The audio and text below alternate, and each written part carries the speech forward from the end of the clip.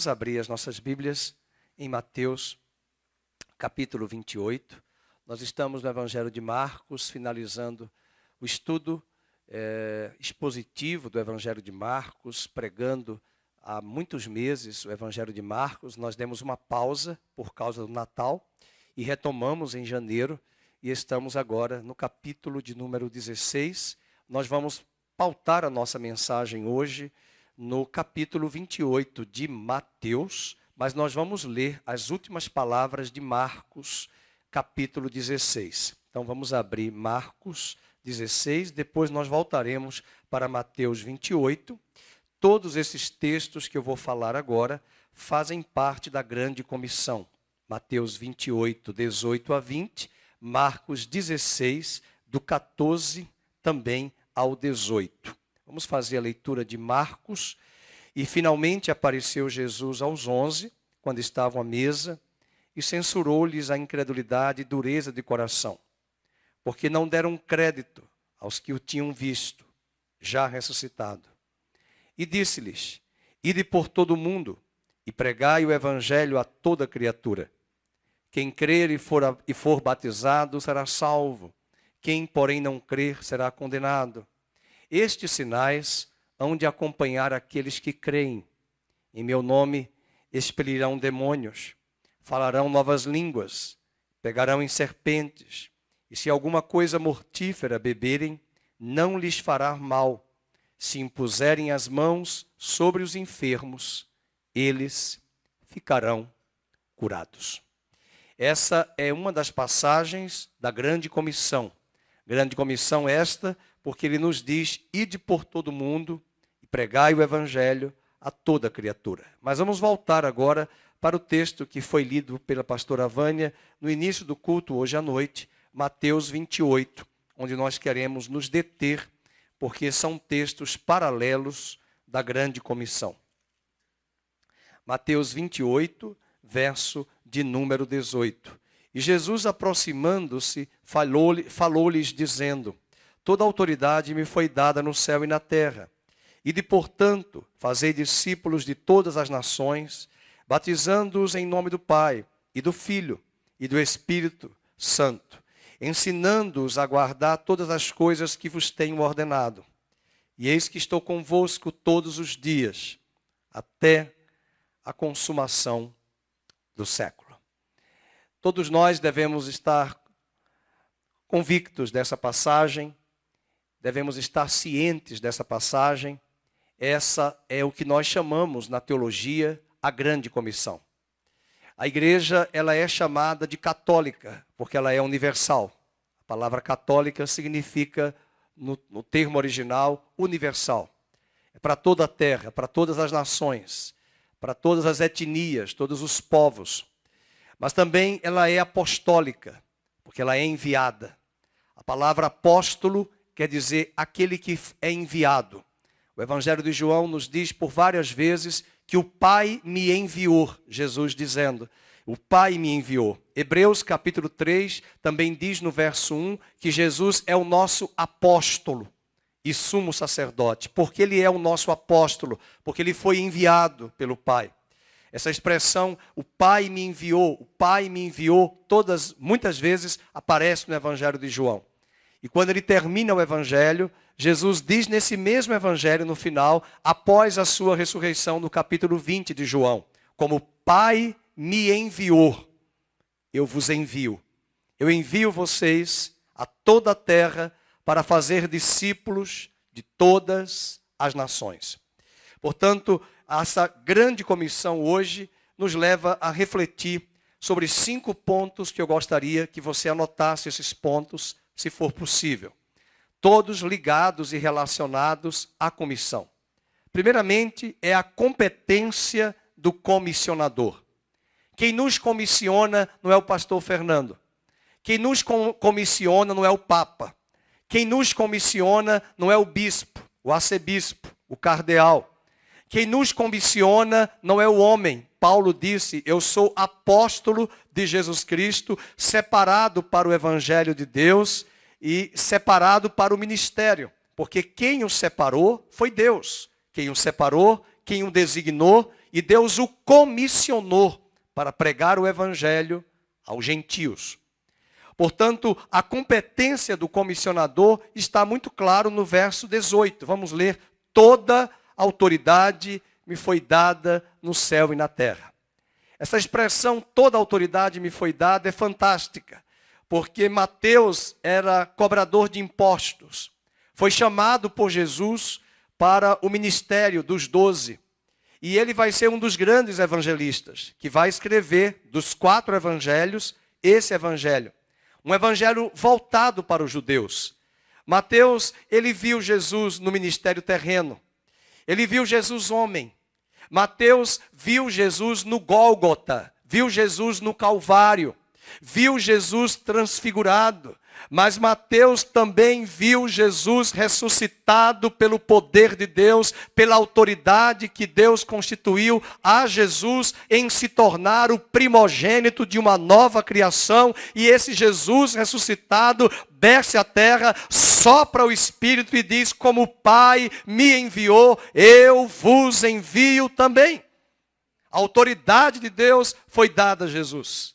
Essa autoridade tinha sido dada a Adão. Essa autoridade de governar a terra, de governar com os ditames do governo de Deus, foi dado a Adão, mas Adão perdeu essa autoridade devido à queda.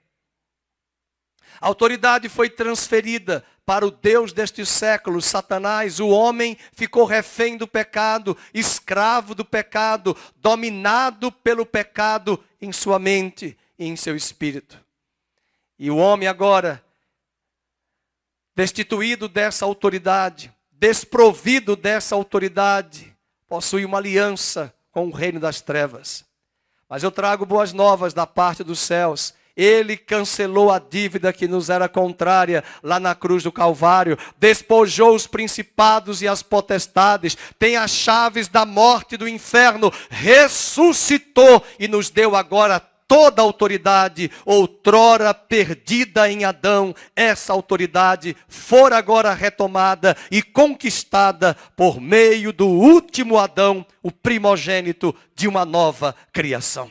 Essa é a autoridade, ele tem a chave da morte. Nós falamos isso na aula do Apocalipse, quinta-feira. Porque ele tem a chave da morte e do inferno, do Hades. Porque agora, quando ele morreu, ele desceu à mansão dos mortos e proclamou-se diante daqueles que estavam no seio de Abraão. E, consequentemente, não há distância do seio de Abraão no mundo espiritual. Quem estava no seio dá para olhar do outro lado quem está no Hades. Quando Jesus contou a história do rico e do mendigo, os dois morreram. Um foi para um lado diferente do outro. O rico viu do outro lado o mendigo, que não era mais mendigo, conversando com Abraão. E quando Jesus desceu à mansão dos mortos, ele proclamou-se o Messias prometido. Ele disse: agora a dívida foi paga, eu tenho as chaves da morte e do inferno, ninguém entrará mais no Hades, a não ser que não dê crédito ao evangelho que será pregado. Porque quem ouve o evangelho, quem crê em Jesus Cristo, ele disse: quem ouve a minha palavra e crê naquele que me enviou, tem a vida eterna, não entrará em condenação, mas passou da morte para a vida. Ele não está falando de morte física, ele está falando da morte espiritual, porque o salário do pecado é a morte. A morte nos separa. A morte separou Adão da comunhão com Deus. Não foi a morte física. A morte física é consequência da morte espiritual. E a morte espiritual não apenas deságua na morte física, mas a pior morte é a segunda morte, chamada de morte eterna. Todos nós estávamos fadados à morte eterna. Todos nós estávamos sob a sentença de uma dívida impotente de ser paga, impossível de ser paga. Ele cancelou essa dívida e nos deu a autoridade que foi perdida em Adão, para que agora saiamos da morte para a vida, da condenação para a justificação. E quando ele diz toda a autoridade me foi dada no céu e na terra, é porque agora ele ressuscitou como primogênito de uma nova criação. Aonde tem primogênito, tem segundo, tem terceiro, tem quarto, porque ele está se equiparando ao primeiro cabeça da velha criação, que era Adão, que perdeu a autoridade. Ele agora é o último Adão, e o Pai diz para ele, assim que ele ressuscita, segundo a passagem de Hebreus capítulo 1, eu hoje te gerei. E outra vez eu te enviarei à terra como meu primogênito. E quando ele é enviado, assim como Deus soprou no jardim do Éden, e o homem tornou-se do barro alma vivente, esse mesmo homem agora em Adão, que era alma vivente, mas que está morto, recebe do último Adão a autoridade. Recebam o meu espírito. E agora Paulo diz em Coríntios que esse homem passa a se tornar espírito vivificante. Essa autoridade nos foi dada. Essa autoridade é a competência do comissionador. Ele nos deu autoridade. Essa autoridade vem dele. Se você olhar para o capítulo 10 de Jó, vamos abrir as nossas Bíblias em 10, no livro de Jó, o livro mais antigo da Bíblia. Capítulo 10. Aliás, capítulo 9, corrigindo, versículo 32. Porque ele não é homem como eu. Jó está falando, se queixando, reclamando diante de um câncer, diante de uma enfermidade. Ele começa a falar asneiras, ele começa a falar algumas bobagens. Ele fala de coisas que ele não entende, como também nós não entendemos muita coisa. Ele está no Velho Testamento, na velha aliança. Ele não consegue discernir a concretude da nova aliança. Versículo 32, ele diz naquela crise existencial, ele não é homem como eu, falando de Deus, a quem eu responda, vindo juntamente a juízo. Não há entre nós quem? Entre mim e Deus. Um árbitro, um advogado, que põe a mão sobre nós ambos. O que Jó está dizendo nessa passagem é que ele é homem, Deus é espírito, e como Deus é espírito, na cabeça de Jó é impossível Deus sentir e saber o que eu estou passando, porque eu tenho um corpo fraco, eu tenho um corpo doente, eu tenho um corpo suscetível à fraqueza, mas Deus é espírito, e ele está dizendo, não há entre nós um homem que ponha a mão sobre nós ambos. Mas quando ele diz, toda a autoridade me é dada no céu e na terra, o autor de Hebreus diz que agora nós temos um sumo sacerdote que pode compadecer-se das nossas fraquezas. Ele está à direita de Deus Pai e ele coloca a mão sobre o Pai e coloca a mão sobre o Márcio. Ele coloca a mão sobre o Dejaí, ele coloca a mão sobre a Olga, ele coloca a mão porque há um homem junto a Deus Pai, Jesus Cristo, e há uma pessoa da Trindade junto ao Márcio, junto a Olga, junto ao irmão Dejaí, aqui na terra, que é o Espírito de Cristo. 2 concordam no céu, 2 concordam na terra, há um homem junto à direita de Deus, há uma pessoa da Trindade, habitando no coração do homem, unido em espírito. Essa grande comissão nos dá a competência do comissionador, a autoridade dos seus ensinamentos. Jesus falava lá em Mateus 7, 29, ele diz que ele pregava com autoridade, ele ensinava com autoridade, porque ele os ensinava como quem tem autoridade. Por que autoridade? Porque não era apenas a teoria discursiva, era a prática, porque a vida dele não tinha pecado. O segundo ponto da grande comissão, voltando para o texto de Mateus 28, o primeiro é a competência do comissionador. O segundo é o cerne da grande comissão. É o núcleo duro da grande comissão. É a espinha dorsal da grande comissão. Verso 19 diz, ide, portanto, fazei discípulos de todas as nações, batizando-os em nome do Pai, do Filho e do Espírito Santo. Todos os verbos que estão aqui estão no gerúndio, no grego. Mas fazer discípulos está no imperativo, é uma ordem. Veja, por exemplo, no verso de número 19, ide. Aqui diz indo, indo, em grego é indo, é no gerúndio. É indo, depois ele traz o verbo no gerúndio, batizando, e depois ele faz no versículo 20 o outro verbo, ensinando. Então, fazer discípulos é uma ordem de Jesus. E é um verbo que está no imperativo, trazendo a ação de 3 verbos no gerúndio. E nós vamos aprender isso aqui dizendo, indo, batizando e ensinando. A grande comissão não é só para ganhar discípulos, para fazer membros de igreja.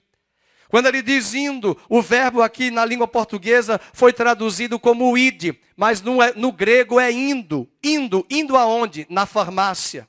Indo aonde? No supermercado. Indo aonde? Na faculdade. Indo aonde? Na escola. Indo aonde? Na padaria. Indo aonde? Na farmácia. Indo. Caminhando, como ele caminhava, o Nazareno caminhava na terra de Cafarnaum, na terra de Nazaré, na terra de Jerusalém, ele caminhava. E a sua vida estava ali, um homem enviado por Deus. Mas agora ele já subiu, ele está à direita de Deus Pai, e ele levanta uma grande comissão para que os seus seguidores, os seus discípulos, sigam-no. E assim como o Pai o enviou, ele também os envia. E ele diz agora, indo, batizando, ensinando. E já vamos falar o que é esse ensinar. E tudo isso seria igual a fazer discípulos. O imperativo está muito claro no verbo fazei discípulos. Verso 19, fazer não está no gerúndio, está no imperativo. O que ele quer dizer é, façam discípulos. Nós estamos fazendo membros de igreja. Nós estamos fazendo clubes em algumas igrejas. Nós estamos fazendo ajuntamentos. Nós estamos fazendo reuniões, mas muitas vezes nós não temos discípulos. Não há nada contra fazer membros de igreja. Nós precisamos ter a membresia para ter o controle, quem está conosco, quem não está. Isso não há nada demais, é até necessário. Mas lá no livro de Atos, a Bíblia diz, e crescia e multiplicava o número de discípulos. Não era o número de membros. Não era o número de seguidores. Não era o número de fãs. Hoje tem muitos fãs. Os artistas querem fãs.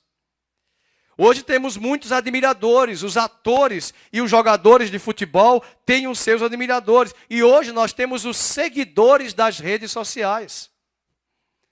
E quando alguém fala uma coisa na rede social e o seguidor não gosta, ele deixa de seguir.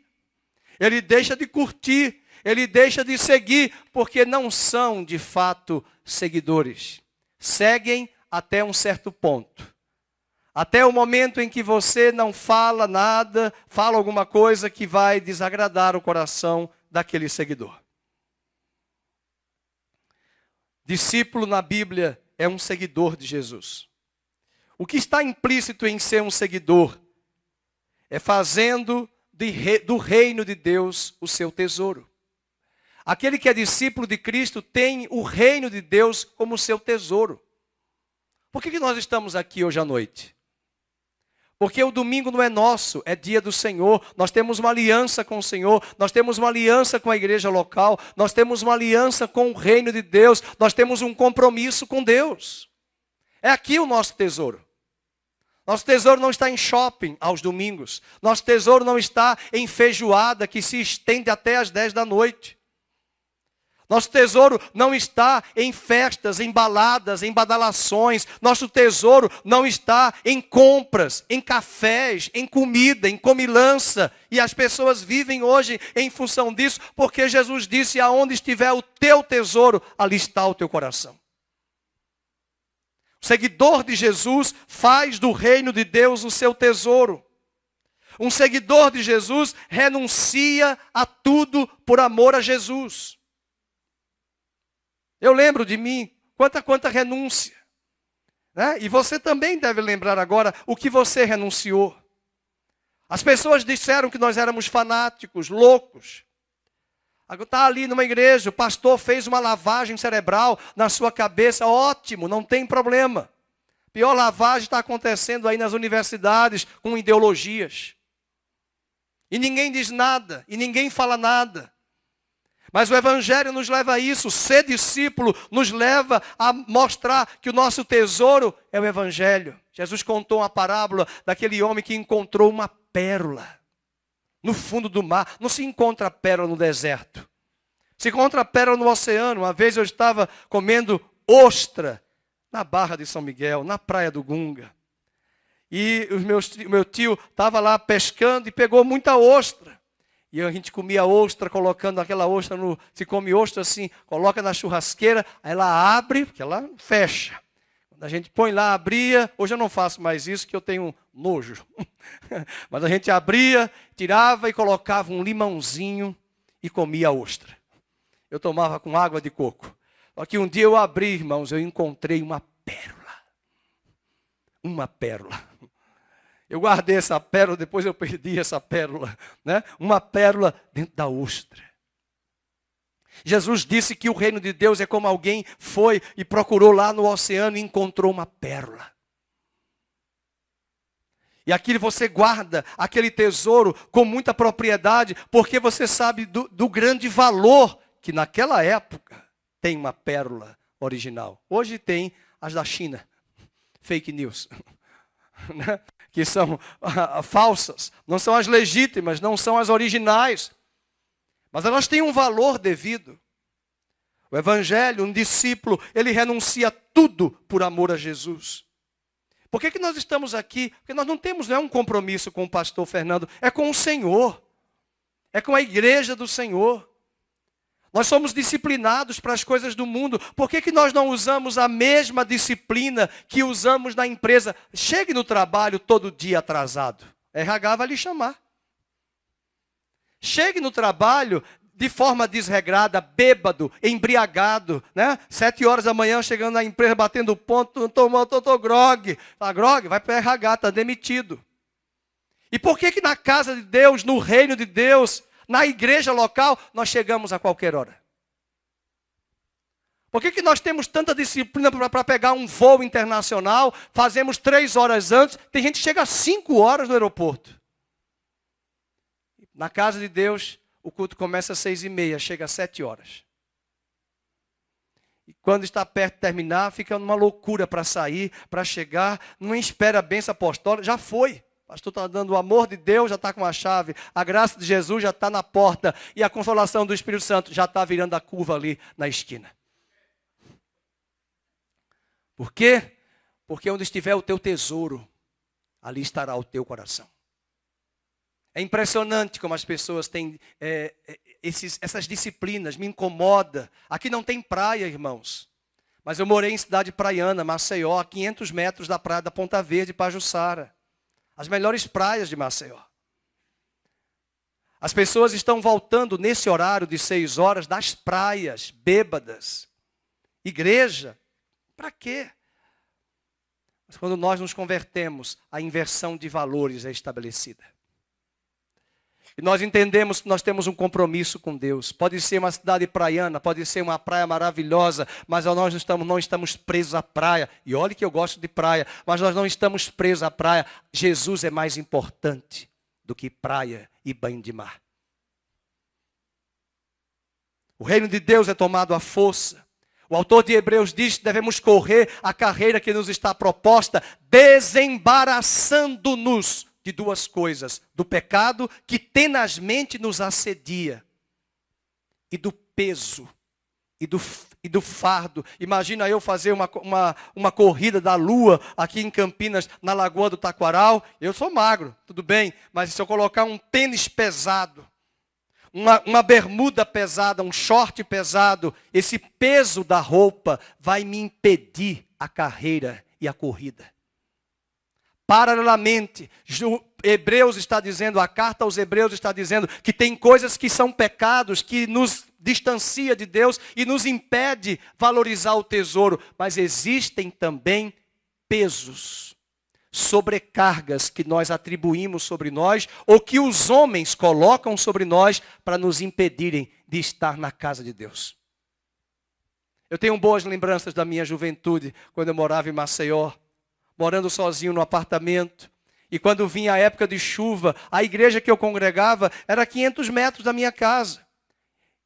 E de vez em quando, por ser um lugar que tinha descida, a água vinha até a altura de toda a rua, a altura dos meus lombos.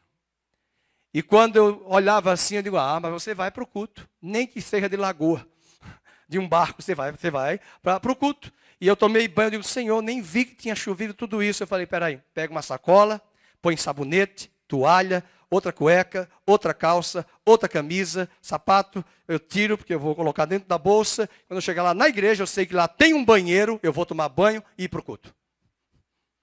Eu cheguei na igreja, muitas vezes, uma igreja que tinha, até hoje está lá, mais de 500 membros. E nós chegávamos lá, eu olhava e digo, meu Deus, coitado do pastor, só 3 ovelhas chegaram. E eu era a 4ª, pastor o 5º. E o ministério do louvor nem chegou ainda, e o culto começava na hora. Porque está chovendo, mas querido, quando está chovendo, o carnaval não para. A música diz, porque parou, porque ninguém vai parar. Porque o mundo é diligente para essas coisas. E eu me lembro que a água chegava lá, eu tinha ojeriza, olhava aquela água suja, meu Deus, eu vou passar por aqui, mas eu vou passar. Nós cantamos que a gente vai atravessar a maré, eu falava, vou atravessar a lagoa. E eu atravessava, quando eu voltava do culto, estava tudo seco, queridos.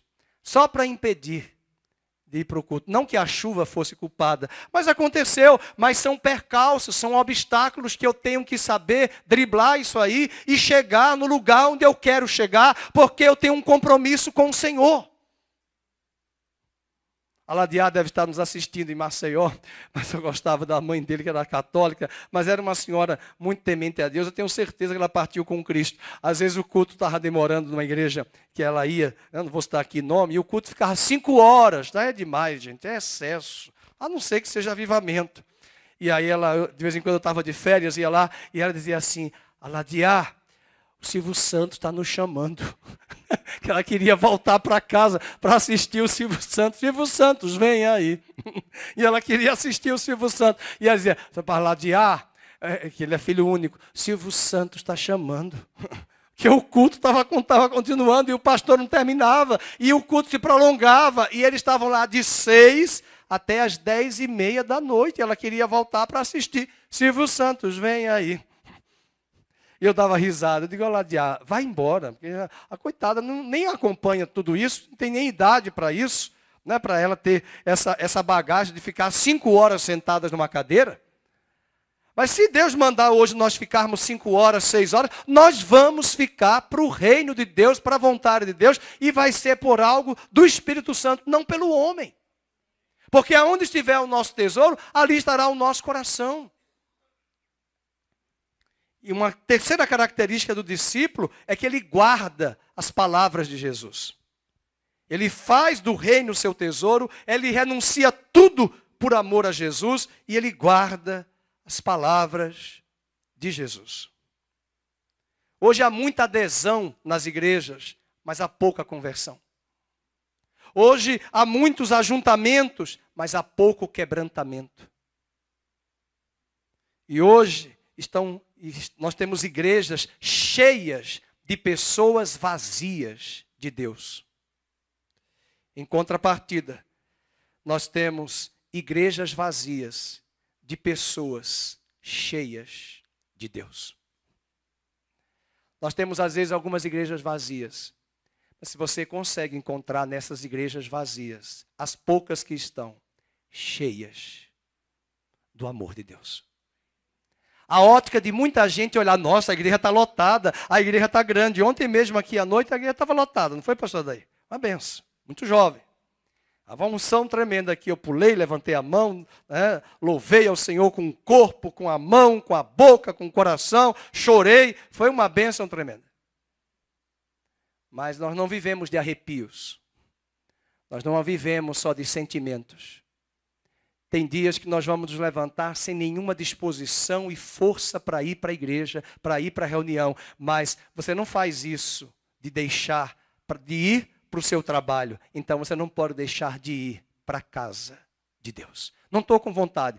Tem que ter vontade. Eu digo para mim mesmo, se você vai. Está com dor de cabeça, você vai, não quero nem saber, não vai nem tomar remédio. Vai embora para a casa de Deus. Por quê? Porque temos um compromisso com o Senhor. É na casa de Deus que eu vou ser curado. E eu já tive experiência, e você também, naquele dia, aquela vozinha, dizendo, não vá não, não vá não, está um dia terrível. Aí quando você vem, foi o melhor dia do ano. Ou só eu que senti isso? Ah, sim. Por quê? Para Deus nos mostrar que o reino de Deus é tomado à força. E os que se esforçam, se apoderam do reino de Deus. Então nós comentamos sobre a competência do comissionador e agora nós estamos falando sobre o cerne da grande comissão. E o cerne da grande comissão nos diz que é para fazer discípulos. Discípulos, a igreja estava crescendo. Abra a sua Bíblia no livro de Atos. Abra a sua Bíblia no livro de Atos dos Apóstolos. É o melhor livro, é o melhor manual para você entender como acontecia a dinâmica da igreja de Atos dos Apóstolos. Atos 2. Você quer ver essa dinâmica da grande comissão? Ela está aqui.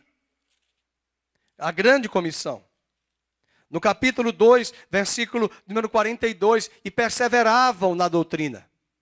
Olha a dinâmica. Eles sabiam que tinham que ensinar. E nessa época não tinha templo. Sabe onde eles se reuniam? No átrio dos gentios, no templo de Jerusalém. Porque havia o átrio das mulheres, havia o átrio dos gentios. Era um espaço pequeno comparado com a dimensão do templo. Mas no templo, jamais eles entrariam.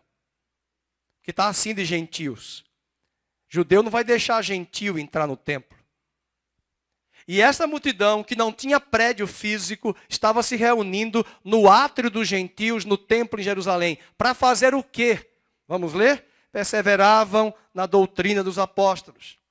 Perseveravam na comunhão. Nós temos um grupo aqui maravilhoso, na quarta-feira, que persevera na oração toda quarta, e eu estou querendo que aumente.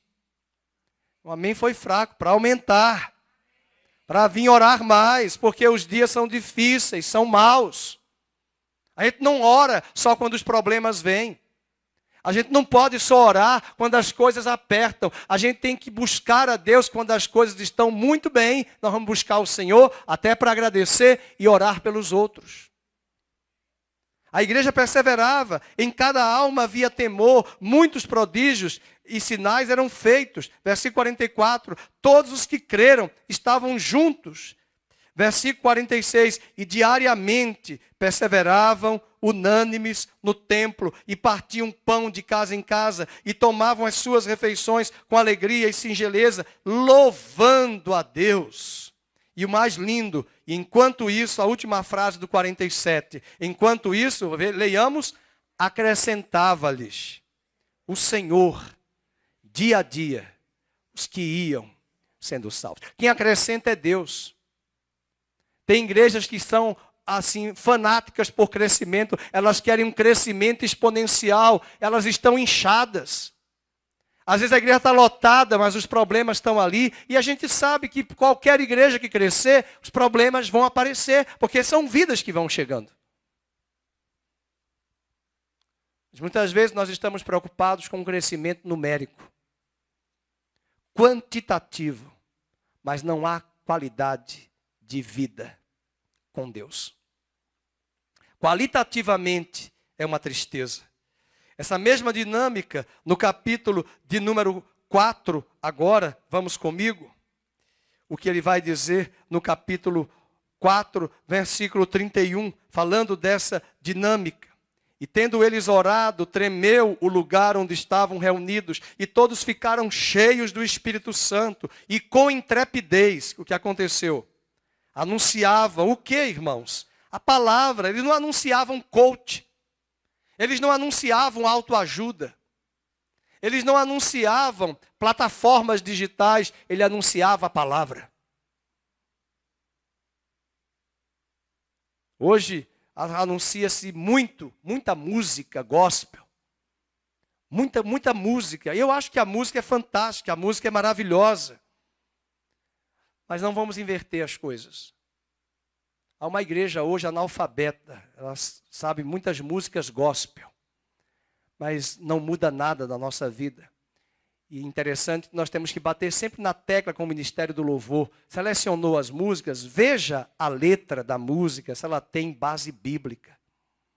Meu sogro dizia que nós às vezes parecemos papagaio repetindo uma música. Até o nome Jesus, tem uma banda aí famosa, que eu gosto deles, mas é uma música que repete várias vezes, Jesus, Jesus, Jesus. E o meu sogro dizia, parece um mantra. E não sai dali. Vai furar a agulha, o disco. Tem coisas que às vezes cansa. Tem coisas que são desnecessárias. Nós temos que apreciar uma boa letra. Olha que letra maravilhosa do Don Moen, uma música bonita, 3 minutos, só dizendo, eu sou o Deus que te sara, eu sou o Deus que te cura. Seja criterioso, amadureça, eu e você também vamos amadurecer para que nós tenhamos mais critérios. Paulo diz a Timóteo, diga aos jovens, sejam criteriosos. Tenham critérios. Não sejam pessoas, Maria vai com as outras. Não sejam pessoas impulsivas. Façam escolhas a partir da palavra de Deus.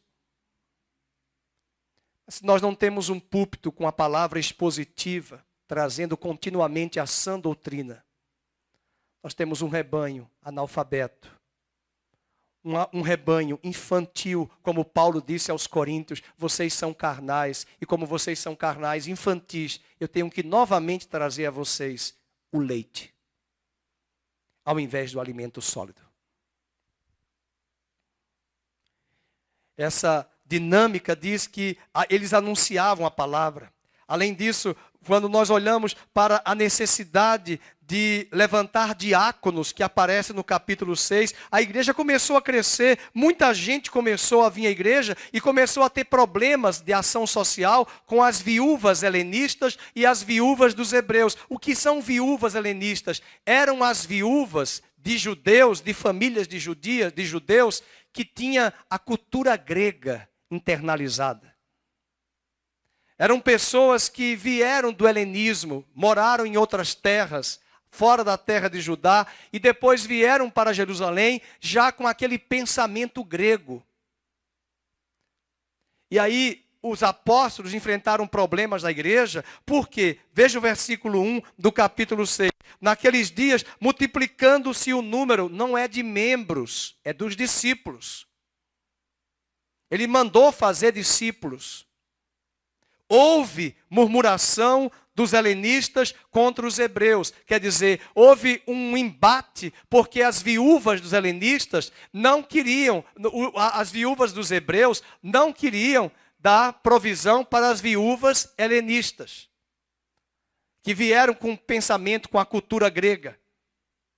Porque as viúvas deles estavam sendo esquecidas na distribuição diária. Aí os apóstolos se reuniram e levantaram diáconos para servir as mesas. Porque não tem lógica um pastor, um apóstolo naquela época, visitando todas as viúvas para levar a cesta básica, para levar comida, para ajudar, porque os apóstolos precisam fazer discípulos, capacitar a igreja, trazer a sã doutrina.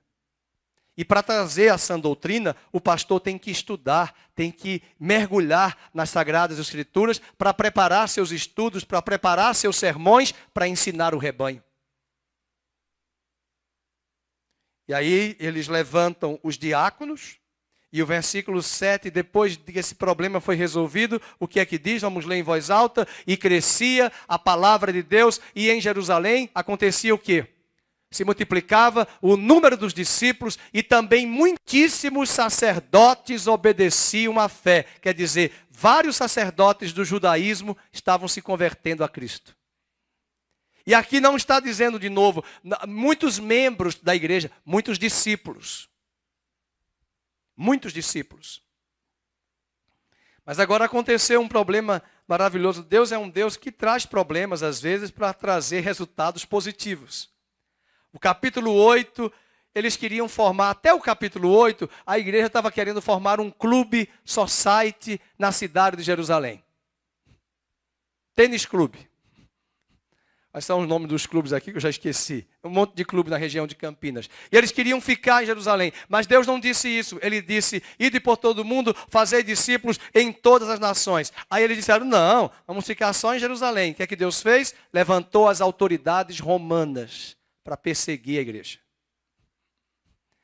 E a Bíblia diz que quando as autoridades romanas começaram a perseguir, aqui ainda vai ser a perseguição, no versículo 1 do capítulo 8, naquele dia levantou-se grande perseguição contra a igreja em Jerusalém.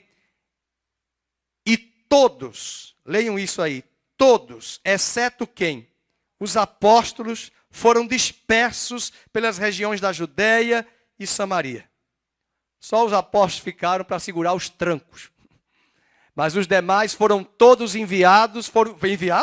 foram expulsos, perseguidos. Mas você vai ler o melhor e vai dar um glória a Deus agora no capítulo 8, no versículo 4. É para dizer um amém mesmo. Entre mentes, vamos, os que foram dispersos iam por toda parte pregando a palavra.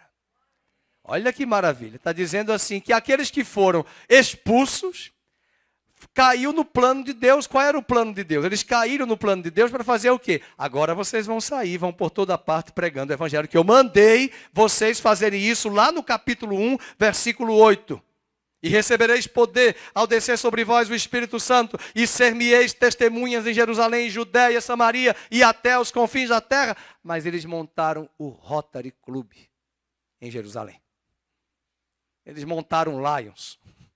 Eles montaram o Tênis Clube. Daqui a gente não sai. E Deus, que está preocupado em ganhar almas, em fazer discípulos de todas as nações, sabe incitar adversários para colocá-los à provocação do povo dele, para que esse povo saia da sua comodidade e pregue o evangelho. E assim você vai ver essa dinâmica na igreja, e diz a Bíblia que para onde eles iam, irmãos, anunciando a Cristo. Olha o versículo 5, e Filipe desceu à cidade de Samaria e anunciava-lhes a igreja universal do reino de Deus, a Nova Vida, a Betesda, a Quadrangular. Não, ele anunciava Cristo. A grande comissão não diz que nós vamos convidar as pessoas para virem para a nossa denominação. A grande comissão nos diz que nós vamos convidá-las para o reino de Deus. E o evangelho onde chega, olha o versículo 7, os espíritos imundos de possesso saíam gritando em alta voz, muitos paralíticos e coxos foram curados. E o versículo 8, leiam juntos, e houve grande alegria naquela cidade. Ele pega até, não tinha metrô naquela época, ele pega uma carruagem, está ali na rua, e passa ali uma carruagem, e ele sobe naquela carruagem, e aí o eunuco está lendo um texto de Isaías 53, não entendeu nada, e ele perguntou, entendes tu o que lês? Eu não entendo nada. E aí ele disse, então eu vou dizer, esse texto aí é Isaías 53, ele está falando do Messias, e eu quero dizer para vocês, para você, que o Messias já veio, o Messias é Jesus Cristo, e ele ouviu a pregação, e ele faz a pergunta, o que é que impede que eu seja batizado? Tudo isso é para mostrar que enquanto ele estava indo, no caminho, no dia a dia, ele ganhou uma alma para Jesus, o eunuco. Essa é a grande comissão, Lucas. Essa é a grande comissão para toda a igreja. A terceira característica dessa grande comissão, um terceiro ponto a considerar, é o alcance da grande comissão. Volta para Mateus 28, verso 19. O alcance da grande comissão, ele disse, ide, fazei discípulos de todas as nações. A palavra nações aqui, no grego, significa, é a palavra etnias. Etnias. Por exemplo, nós somos uma nação brasileira. O Estado brasileiro é uma nação. A República Federativa do Brasil. Entretanto, só na região da bacia amazônica, da região amazônica, nós temos várias etnias. Várias etnias indígenas. com línguas diferentes, com dialetos diferentes, com culturas diferentes. Então nós podemos ter numa Alemanha, numa França, numa África do Sul, várias etnias. Ele não está falando de nação, território físico, estado físico delimitado. Ele está falando etnias, povos com culturas, línguas diferentes. Nós temos aqui, por exemplo, na região, ou terra para ter italiano, essa cidade. Onde eu vou, eu vejo italiano. Nós tínhamos uma igreja no Flamboyant, ali é a terra dos japoneses. É muito japonês. É que hoje eles já saíram de lá. Nós temos aqui em São Paulo, Higienópolis, Bom Retiro, muitos judeus. Do Bom Retiro chegaram os coreanos. Você chega lá no Bom Retiro, tem uma igreja imensa de coreanos. Igreja linda, maravilhosa. E para onde você vai, etnias. E São Paulo, capital, nem se fala. Você anda na Paulista, você ouve todas as línguas. Isso é maravilhoso, porque Apocalipse, capítulo 5, versículo 9, vamos ler, Apocalipse 5, 9, diz que o Cordeiro de Deus comprou com seu sangue homens para Deus procedentes de toda a tribo, língua, povo e etnia. Vamos ler de novo. E entoavam um novo cântico, dizendo: digno é de tomar o livro e de abrir-lhe os selos, porque foste morto e com teu sangue compraste para Deus. Leiam, os que procedem de toda a tribo, língua, povo e nação. Será que a gente consegue cantar no final do culto de todas as línguas, povos e raças, muitos virão te louvar? Vamos cantar isso, Lucas. O pastor está inventando aí no final do culto, mas vamos cantar. A gente já cantou, já conhece, já tem que estar no repertório da nossa cabeça e dos instrumentos. Porque é um clássico para nos lembrar da grande comissão, fazendo discípulos de todas as etnias. Quando eu estudava na Unicamp, eu tinha um colega que é da igreja presbiteriana, ele fazia doutorado em linguística no IEL. E sabe qual era o trabalho dele? Ele estava com bolsa sendo sustentado pela FAPESP aqui de São Paulo para fazer o doutorado, mas como cristão, ele aproveitou a bolsa, estava traduzindo o Novo Testamento para uma língua indígena na região do Amazonas. Que maravilha! Fazendo a pesquisa, convivendo com uma tribo indígena e traduzindo o Novo Testamento para a língua daquela tribo. Ele estava estudando, ele estava fazendo pesquisa, mas ele estava cumprindo a grande comissão, indo, fazendo discípulos de todas as nações. Esse é o alcance. O cristianismo, segundo Spurgeon, é uma religião essencialmente missionária. É por isso que John Wesley dizia: a minha paróquia, uma palavra muito católica que a gente usa, a minha paróquia, geralmente a gente fala paróquia, por exemplo, na minha cidade, eu tinha a minha paróquia, ali a região, com o pároco, o padre da paróquia daquele bairro. Mas John Wesley dizia: a minha paróquia não é Londres, a minha paróquia não é Oxford, a minha paróquia é o mundo. Essa é a visão de Deus.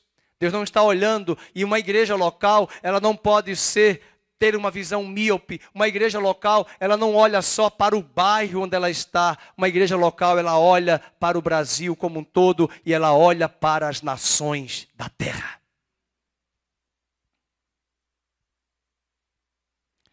Portanto, vamos pedir a Deus nessa noite, que Ele possa expandir a nossa visão, alargar as nossas fronteiras, ampliar os nossos horizontes, para que possamos enxergar como Ele enxerga, valorizando a igreja local. Mas Ele não disse: primeiro você vai ganhar discípulos em Jerusalém, depois você vai para a Judéia, depois você vai para Samaria e depois você vai para os confins da terra. Não tem nada depois. Ele disse: recebereis poder ao descer sobre vós o Espírito Santo e ser-me-eis testemunhas concomitante, tanto em Jerusalém, Judéia, Samaria e confins da terra.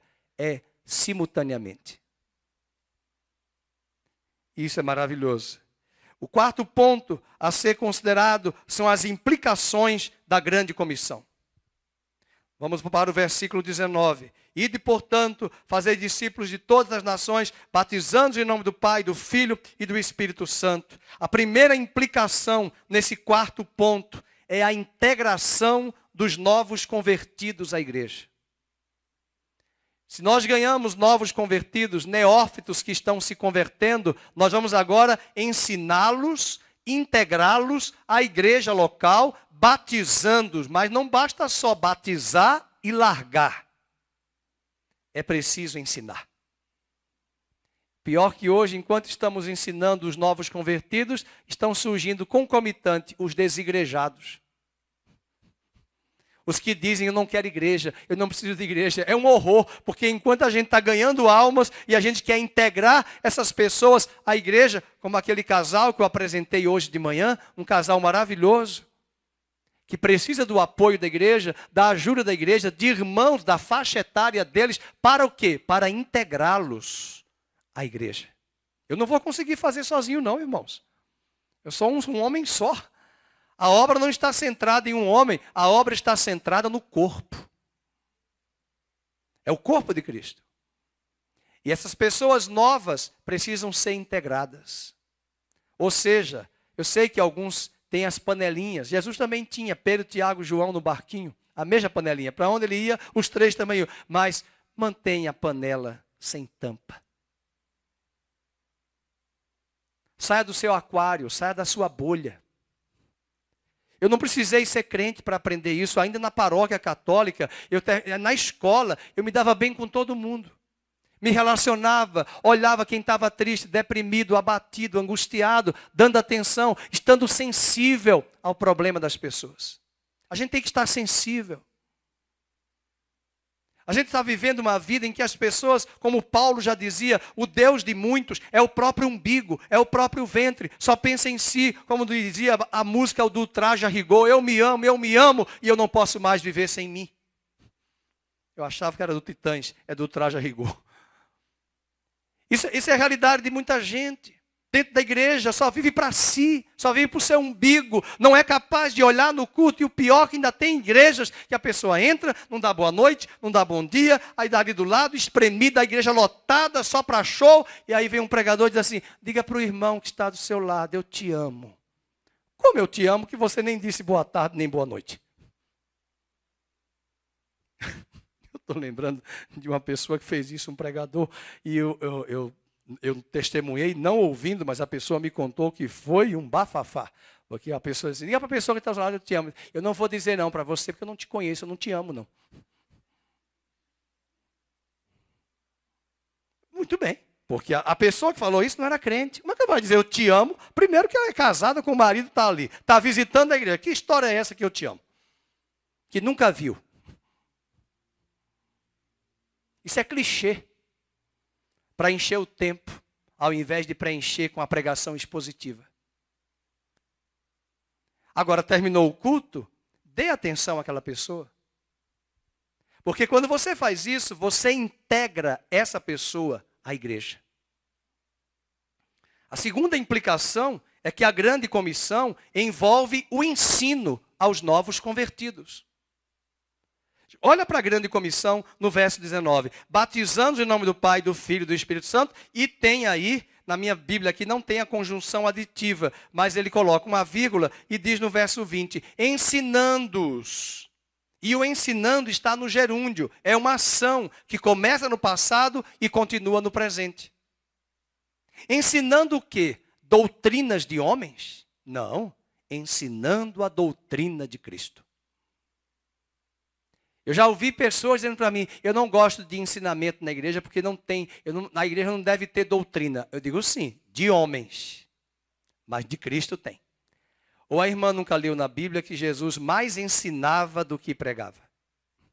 Mateus 8:29 diz que ele entrava nas sinagogas, ensinava, pregava e curava. Ele não diz que curava, pregava e ensinava. Ele primeiro ensinava, depois pregava e depois curava.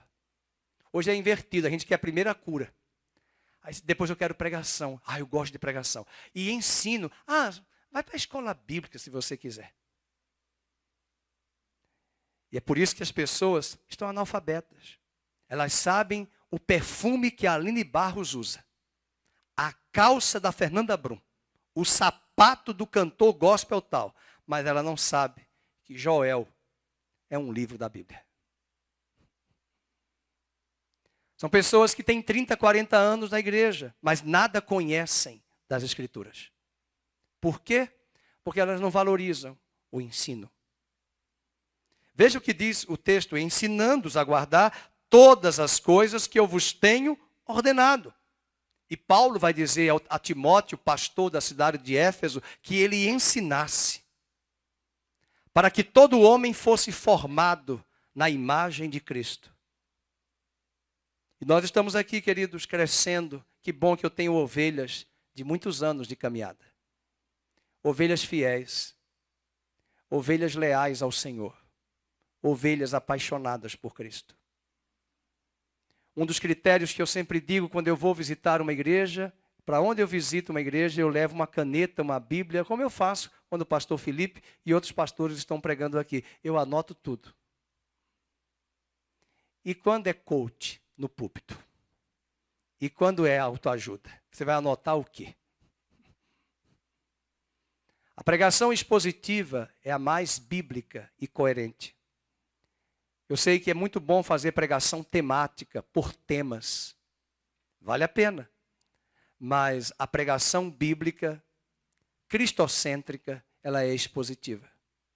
É analisar o texto dentro do contexto e deixar que o texto, por si só, ele fale. E eu não crie invencionices da minha cabeça.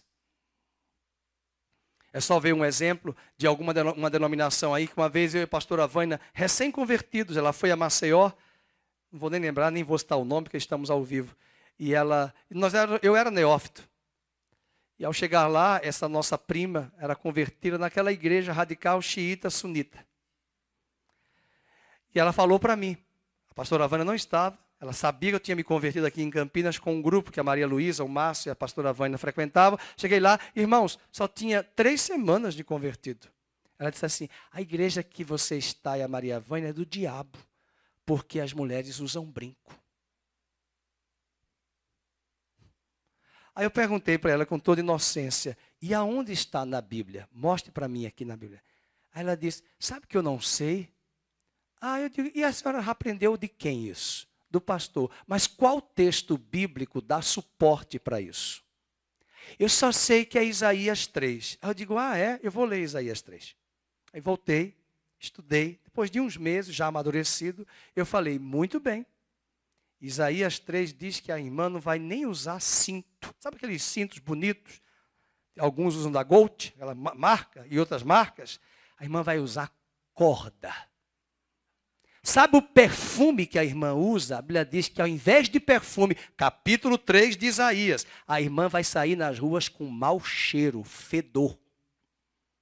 E sabe também o que diz lá? Que as mulheres de Deus, que Deus deu a elas prosperidade, bênção material pelo trabalho, os maridos dela estavam trabalhando, estavam ganhando, e elas podiam comprar perfumes, lenços, caixinhas, brincos. Aí Deus disse: pois eu vou tirar tudo, porque vocês estão dominadas por um espírito de prostituição, arrogância e soberba. Eu dei, eu vou tirar.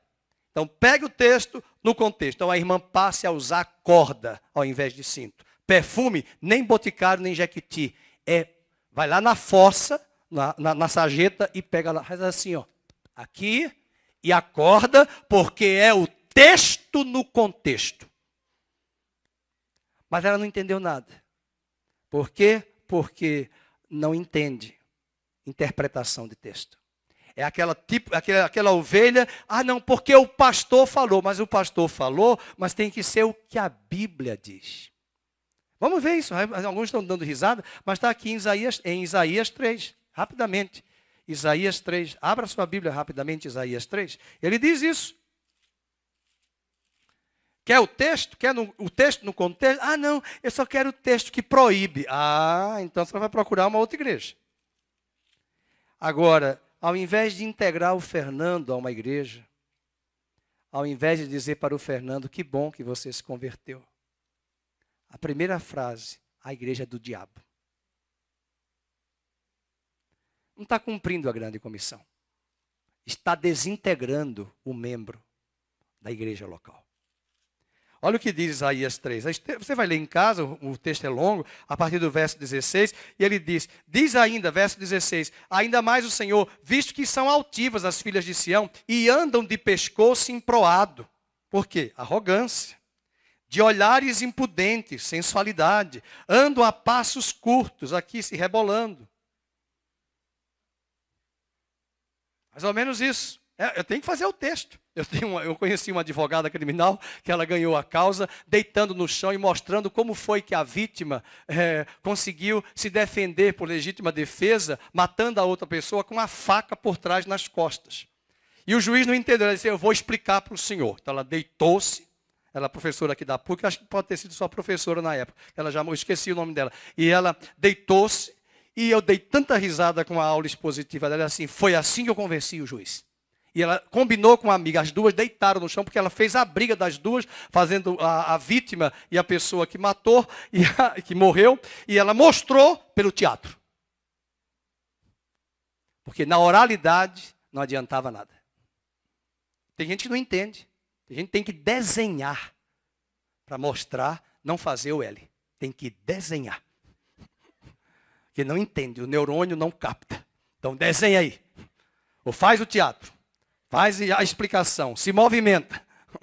E aí ele diz assim, elas têm olhares impudentes, andam a passos curtos, fazendo tinir os ornamentos dos seus pés. E aí diz, o Senhor fará tinhosa a cabeça das filhas de Sião. Pior coisa para uma mulher, ela ficar careca.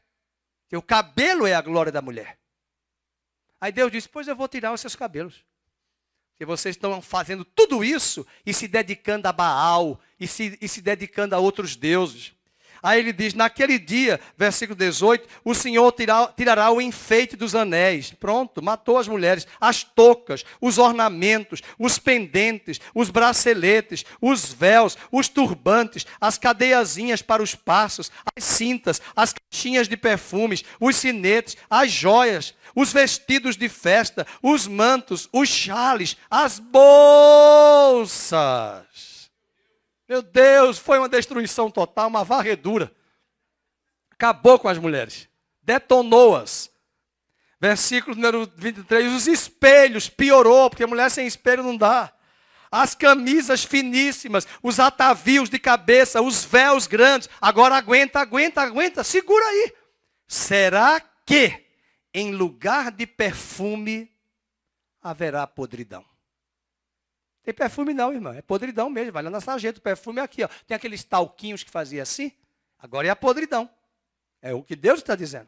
E por cinta, ao invés de cinta, uma corda. Em lugar de encrespadura de cabelos, né, dos detalhes, dos enfeites do cabelo, vai ter calvície. E em lugar de veste suntuosa, pano de saco de silício. Fecha o i que perdeu. Marca de fogo em lugar de formosura. E o pior, elas vão ficar viúvas. Os teus maridos cairão à espada. Sabe o que é isso? Texto. No contexto. Ao invés dela me convencer, ela deixou claro para mim que ela não sabe nada de Bíblia. E ela disse, eu tenho 30 anos de igreja. E daí? A senhora não está ensinando a fazer discípulos. Pois bem, queridos, a pregação expositiva nos mostra isso. E por fim, motivos para cumprir a grande comissão.